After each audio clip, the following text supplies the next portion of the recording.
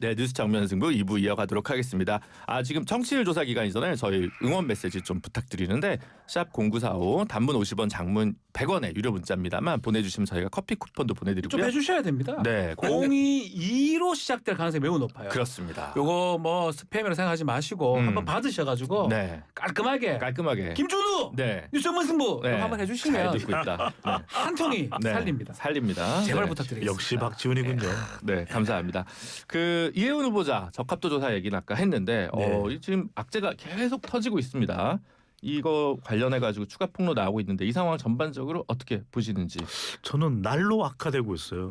실제로 조사의 질문을 어떻게 하느냐가 상당히 중요한데 지명을 한 것에 대해서는 긍정적인 여론도 꽤 있습니다. 그런데 이제 한국갤럽 조사에서는 어떻게 물으냐면 이 후보자에 대해서 어떻게 평가하느냐거든요. 그리고 이제 과거에 한국갤럽에서 인사와 관련해서 실시했던 조사 결과하고도 비교를 하더라도 상당히 안 좋다 이렇게 이제 분석을 하고 있는데 그 이유는 첫 번째로는 일단 표면적으로 액면 그대로 부적합하다가 47%, 적합하다는 의견은 고작 16%밖에 안 됩니다. 네. 부적합 47%니까 약 부적합 의견이 한 3배 정도 가까이 되죠. 네. 문제는 뭐냐면 일단은 지명한 취지 때문에 강훈식 비서실장도 청와대 비서실장도 인사 검증은 가야죠. 이런 얘기를 하니까 일단은 인사 검증까지는 갈 생각이 있는 것 같습니다. 그리고 이혜훈 후보자도 당장 자진 사퇴 형식이 됐든 물러날 생각은 없는 것 같고. 근데 문제는 뭐냐면 지금 이혜훈 후보자의 부적합에 대해서 이재명 대통령이나 민주당의 정말 콘크리트 지지층이라 그러면 40대 50대 이른바 영포티거든요. 네. 근데 이들이 40대가 이혜훈 부적합하다 46%. 아하. 2030보다도 더 높아요. 아하. 2030보다도 더 높아요. 50대가 54%입니다. 그러니까 거의 지금 국민의힘 지지층에서 부적합하다라고 하는 것과 거의 비슷할 정도로 영포티.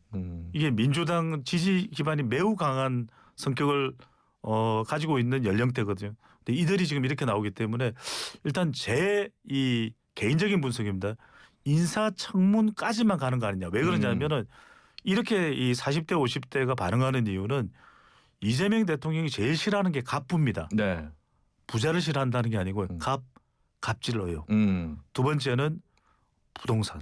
그런데 지금 두 개 다 원펜타스가 들어갔죠. 그다음에 각종 갑질 의혹이 나왔죠. 네. 또 아주 최근에는 뭔가 뭐 똥 X 똥을 네. 이야기하면 안 되는데 네. 아니 오줌 하여튼 그걸 막말 녹음이 또 나왔습니다. 그걸 못 가린다라는 네. 그 이야기 네. 녹취까지 나오면서 저는 이 적합도 조사는 어쩔 수 없는 것 같아요. 국민의힘에서 데리고 온 사람이에요. 네. 국민의힘 지지자들은 다 싫어할 거고요. 지금 이제 논란이 되니까 그럼 이거는 어쩌면 예상된 어떤 적합도라고 봐야 되거든요. 네. 당연히 부적합하다는 의견이 많을 수밖에 없고요. 다만 그렇기 때문에 과연 이혜원 의원이 지금 전 의원이 돌아갈 때가 있을까요? 배신자 소리 들을 거고. 원페타스로 돌아가면. 강선우 장관 후보자는 달라요. 네. 돌아갈 때 있었잖아요, 민주당. 그렇죠. 이런 상황이면 본인이 끝까지 가려고 할 거고요. 강선우 의원도 제명은 됐습니다. 그 후보자 네. 장관 후보자 후보자 때 당시에 네. 민주당 돌아갔던 상황인데 그런 상황이면 저는 끝까지 아마 갈 것 같고 이제 결국은 청문회 과정에서 이제 어떤 이슈 이제 사법적으로 처리받는 거라면 이건 사실 어려워요. 부정청약도 이제 사실 벌금형은 네. 최소 나오고 있잖아요. 그런 부분까지 이제 된다 그러면 만만치는 않을 것 같은데 사법적으로 괜찮은 부분이라면 뭐 사과를 하면서 청문회에 임할 것 같다는 생각이 좀 듭니다. 네. 근데 저는 이번에 그 서초동의 아파트 있죠. 네. 이걸로 끝났다 봐요. 장남이요. 결혼을 한 게 그 한참 6, 7개월 전에 결혼을 했어요. 네. 그리고 이 전세는 그 2주 전에 전세집을 또 7억 3천에 얻어놨어요. 네. 근데 부양가족으로 네. 해가지고 이 점수가 74점이 된 거예요. 그렇죠. 그거 빼면 안 돼요. 네. 근데 1년 이상 동거를 해야 되거든요. 30 넘으면. 또 이게 혼인신고는 늦췄잖아요. 네. 그것도 이게 편법이지만 저는 동거를 안 했다 봐요. 이런 걸 제가 소송 많이 봤는데 네. 전기세 누가 내냐 수도세 누가 내냐 이거 조사 들어갑니다. 그러면 이게 전셋집에 살았단 말이야. 근데 여기에 산 것처럼 1년 이상 꾸미면 이거는 이게 분양 사기가 돼요. 특경 사기 됩니다. 네. 20억 이상 차익이 바로 생기는 거예요. 37억 지금 90억이에요. 네. 따라서 저는 이거는 형사처벌도 될 수 있고 결정타다. 과연 이게 장인이 아니 큰 카들이 결혼해서 같이 살았을까? 그러면 전세를 왜 미리 얻었을까? 이거 조사 금방 합니다. 국민님이 하고 있을 거예요. 이걸로 끝난 거예요. 이게 왜 분양 시점에 이게 안 걸러졌는지도 굉장히 큰 의문이에요. 왜냐하면은 이걸 주민등록 등본이나 가족관계 증명서에 보면 서로 간의 전입 전출이 다 나올 수 있거든요. 왜냐하면 아무리 전세로 살았다 하더라도 세종시에서 확정 신고를 할 수도 있고 전세 확정 신고. 근데 그런 것들 전출을 안 했죠. 왜냐하면 배우자 그 며느리만 용산 전셋집에 전입 신고를 해두고 그리고는 이제 그러니까 거겠죠.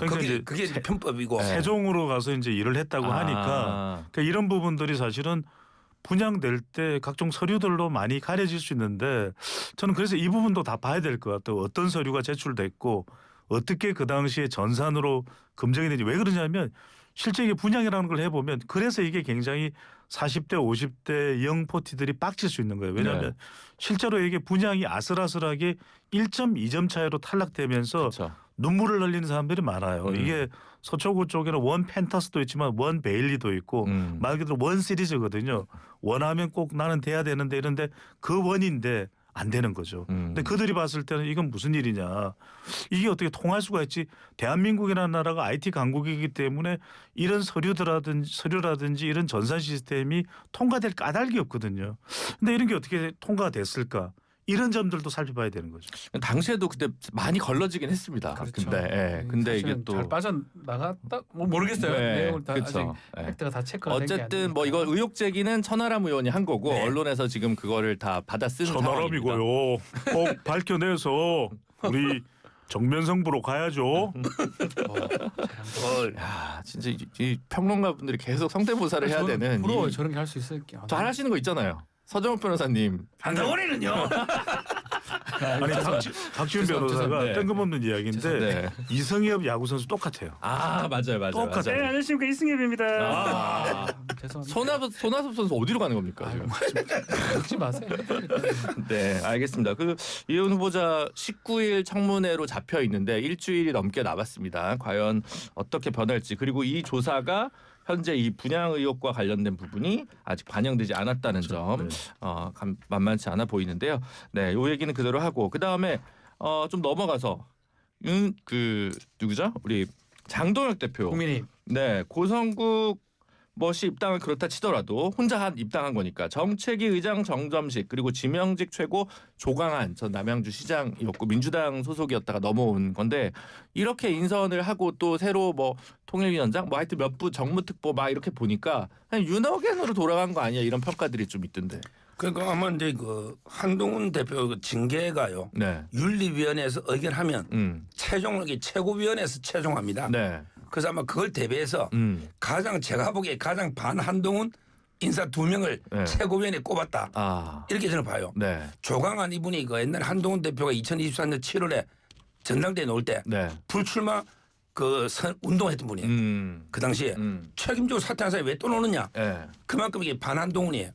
그다음에 정점식 이분은 원래 정책회장 하다가 한동훈 대표 되고 나서 그게 여론조작에 그렇죠. 여론조작이 정점 사퇴해라 이게 막 올라왔잖아요. 네. 그러니까 최고위원회에서는 양양자 그다음에 우재준 빼고는요. 네. 이제 거의 다 반한동훈으로 구성됐다. 그래서 아마 한동훈 징계를 위해서 최고위원 2명을 채웠다. 이렇게 저는 분석을 합니다. 네. 그러니까 이게 사실 그 전에 말했던 이 사과하고 맥이 좀 다른 것 같다는 생각이 들거든요. 저는 네. 사과를 했으면 그에 합당한 인사가 돼야 되는데 조금 합당한 인사인지 좀 의문스럽기도 그러니까 하고. 계엄은 사과하고 네. 그러니까 윤석열과 절연하고 한동훈과도 절연한다. 그러니까 이런 건가요? 계엄은 사과했는데 한동훈하고 절연한다가 되었어요. 네. 결과론적으로 네. 인사를 봤을 때는 결국 사과는 사과인데 그 사과의 어떤 마지막 종착점은 한동훈 제명이나 징계로 끝날 것 같거든요. 그 부분이 참 보는 입장에서는 조금 납득은 사실 쉽지는 안 되는데 옆에서 이제 서정욱 변호사님 얘기 들어보니까 이제는 이해가 되네요. 사과를 하지만 한동훈한테 모든 게 가네요.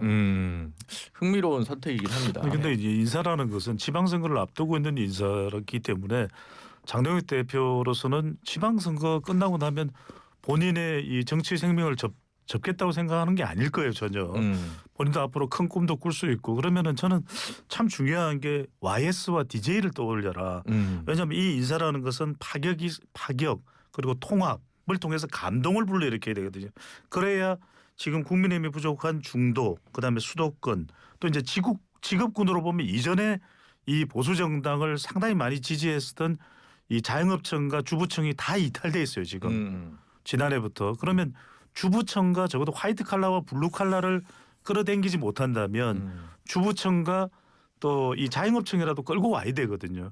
그러면 감동 인사가 되는데 보십시오. YS는 확실히 이 YS는 박찬종과 김상현을 끌어와요.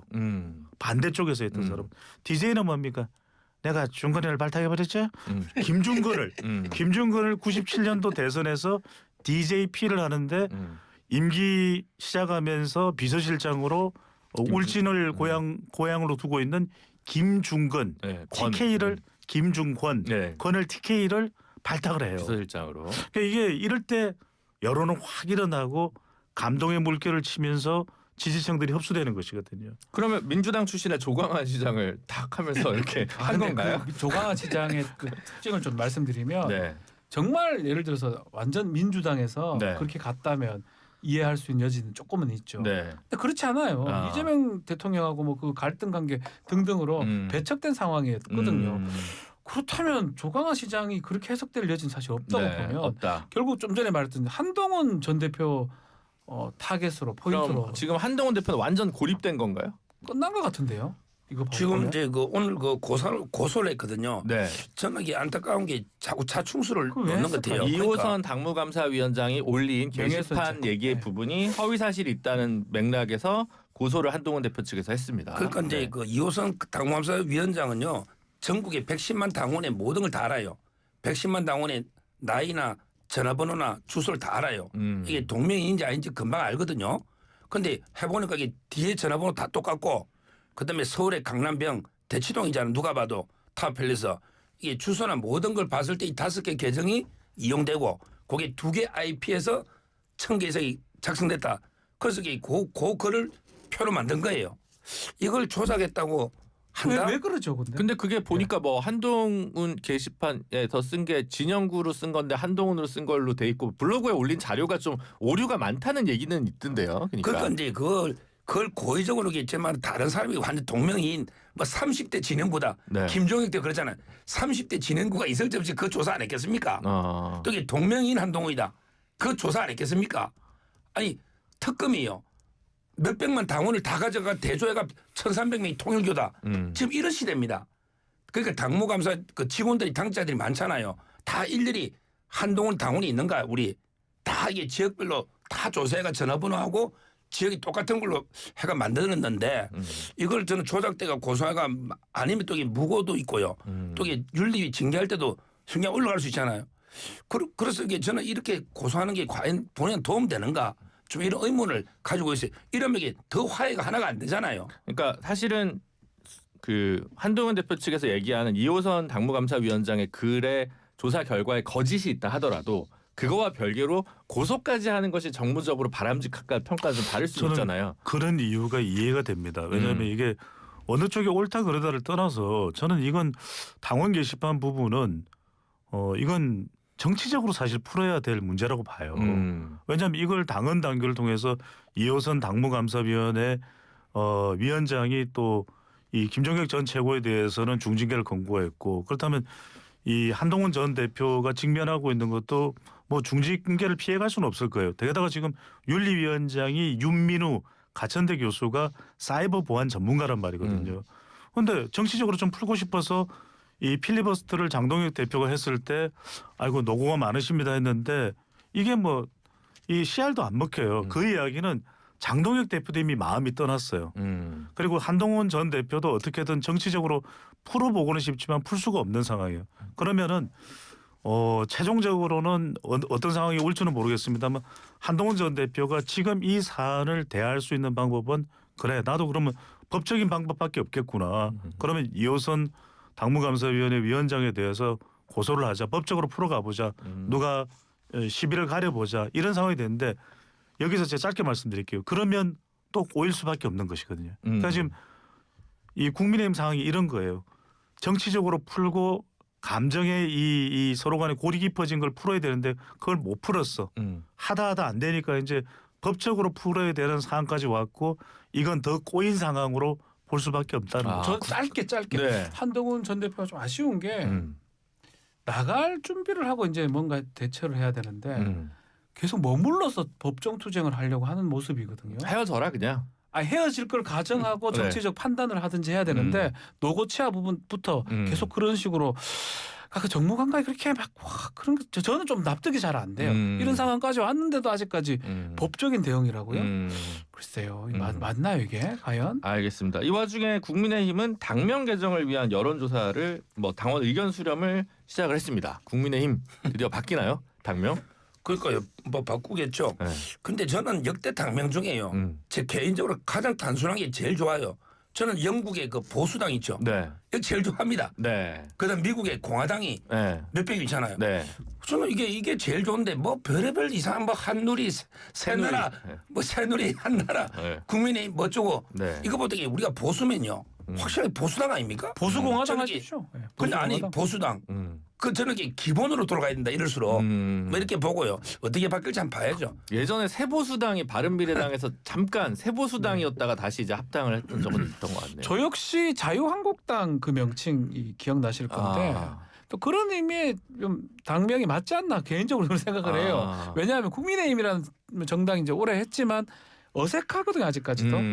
힘자로 끝나버리니까. 네. 그러니까 뭐 말했다시피 공화, 보수, 자유, 뭐 국민까지는 모르겠는데 근데 이게 자유당 이승만 독재고 공화당은 박정희 독재라서 두 개를 못 쓰잖아요. 아니 보수당 있잖아요. 예? 보수당. 보수당. 단순할수록 좋다. 네. 보수당이 좋다. 네, 우리나라 보수 자체는 사람이 많아요. 네. 난 보수당 사람이 많아요. 알겠습니다. 배정찬 선생님 그 당명 개정은 좀 도움이 될까요? 선거 전에. 짧게 말씀드리면은 그럴 수밖에 없는 상황으로 보입니다. 왜냐하면 어떻게든 좀 국면 전환을 해야 되는 장동혁 대표로서는 지금 또 계속해서 뭔가에 대해서는 이야기 안 한다. 뭐 윤석열 전 대통령의 이 손절 부분을 이야기 안 한다. 그다음에 당원 비율 70%에 대해서는 왜 추가적인 이야기가 없느냐. 한동훈 전 대표 관련된 이게 계속 민감할 수밖에 없잖아요. 이러려면 뭔가 분위기 전환, 국면 전환을 위해서는 당명 개정이 필요한데 결과적으로는 당명은 이거예요. 정체성, 지향성, 미래성이 들어가야 된다. 네. 그래서 대체로 자유, 보수, 그다음에 경제, 안보, 그다음에 미래니까 미래는 그대로 미래를 썼던 정당도 있잖아요. 네. 이걸 가지고 뭔가 좀 매트릭스 조합을 해서 좀 정체성이 좀 강하게 부각되는 그런 당명을 결정하지 않을까 싶네요. 그래 어쨌든 선거를 앞두고 탄핵을 당하고 당명 안 바꾸는 것도 좀 어색하다는 생각이 들기는 합니다. 같아요. 지금 뭐 몇 번 바꿨습니까? 네. 아니 그래도 뭔가 변화를 한다는 건 좋은 일이니까. 정면당이 어떨까요? 정면당이나 승부당으로. 알겠습니다. 아무래도 세 분과는 이제 인사할 시간이라는 뜻인 것 같습니다. 오늘도 감사드립니다. 고맙습니다. 감사합니다. 네, 지금까지 서정욱 변호사, 박지훈 변호사 그리고 배종찬 소장이었습니다. 합성 목재 예스틴바